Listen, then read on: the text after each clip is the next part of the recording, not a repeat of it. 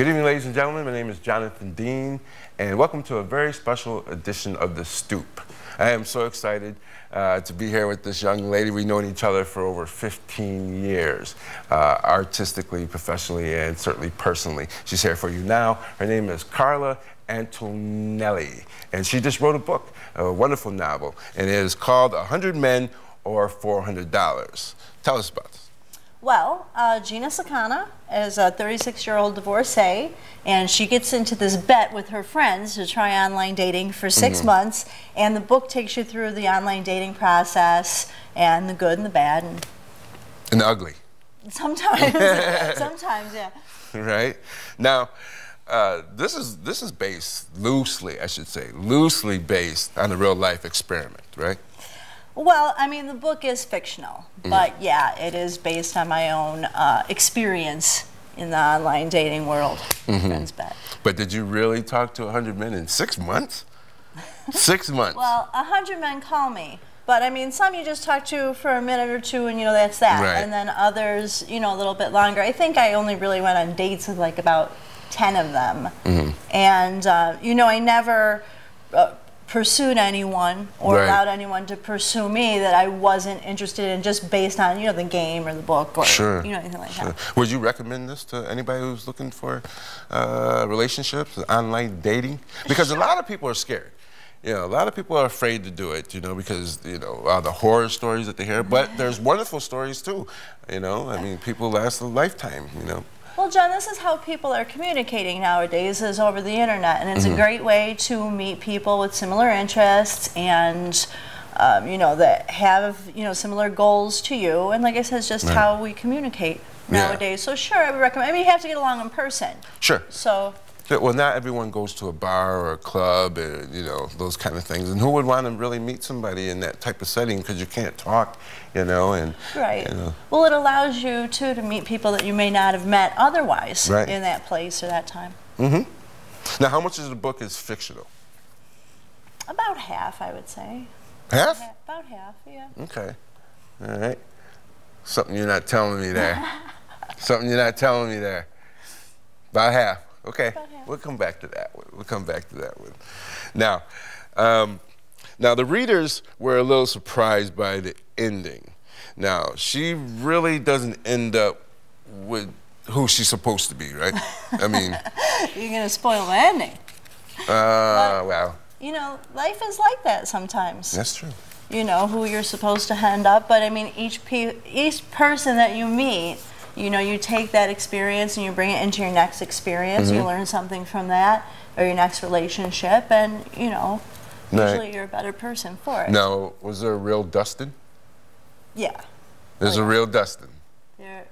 Yes. He's the realest part of the book, I guess. Now, does he live in the West Coast?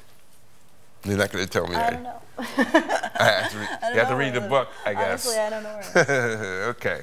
Now, do you really fly airplanes, or is... Yes, I really fell in love with flying. That was one of the wonderful things that happened to me last year. You know, it changed my whole life. Really? Yeah. I mean, I'd always flown, like, commercially, but the first time the controls were in my hands, I was hooked. Now, when you say it changed your life, in what way? Spiritually? In all sorts of ways. You know, when I fly, I'm inspired up there, and I love it. I'm a flight addict now. Every time I go down, all I want to do is come back up. But, you know, I had just finished a science degree, and I was kind of, you know, wondering where to pursue, you know, my next degree after that, and so now I went into aeroscience because of my love for flight. Right, right. Now, you actually have your license now, right? No, I have a student pilot. Student pilot. That's pretty much the same thing, huh? Yeah. I mean, that's close. You're right there. How long did it take you to get to that point? I've been working on it since September. September, well, so good for you. I just started. Just a baby. Now, have you flown with Dustin? No. But actually, I had that flight booked, you know, my Discovery flight, before I even met him. So, I mean, I would have fell in love with flying anyway, you know, regardless. But I would fly with him any day of the week. Really? I would sleep peacefully. Even now? Yes, even now. I would sleep peacefully on his plane in a storm. Do you still talk to him? No, not really. No, I mean, well, that's too bad. no, I mean, we went our own ways and, you know, that sort of thing. Okay. Now, does he still work for an airline here in the States now, or come on, give us some dirt, give me something. Well, John, the thing is that you know he didn't sign up for this. So, as far as I know, he and I are the only people that know who Dustin is. Right. So I'm just going to keep it that way. But I mean, it's funny, since the book came out, or since people started reading it, hasn't come out yet, but since people started reading it, they come up to me and they say, oh, you know, Bob Smith, is he your Dustin? Or, you know, they'll read it and say, oh, I know a pilot and he sounds just like your Dustin. Well, he sounds to me, he's trying to keep a little, you know, low profile, right? Well, I mean, like I said, we really don't, you know, he didn't really sign up for this, you know, that's his privacy. Like I said, you know, I'm just going to keep it that way. But I didn't think it would turn into a big thing, you know, like who shot JR, like, you know, who's your Dustin. But I mean, every man is somebody's Dustin, really. Right. Right? Right. Well, not for me. Not for me. I like to think, for me, you know, it's Angelina Jolie, you know, type of thing, Halle Berry. Now, okay. Now, did Dustin know that you're writing this book about him?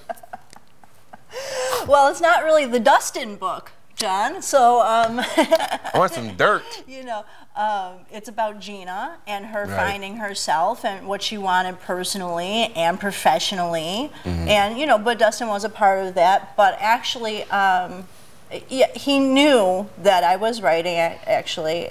He was the only person that read it before it went to the agent. And, but I don't think that he knew it would be like this. I don't think he knew that it would come to this place, to be published this way. And that's all the more reason, you know, to just respect his privacy. Sure. Right. Well, that's all the Dustin questions now. Well, after all that, just, you know, after all that, you're still single, right? Yeah. Sorry.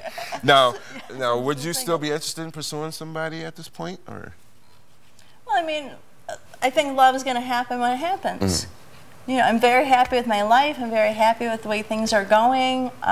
You know, but I'm open to love. I'm open to the possibilities.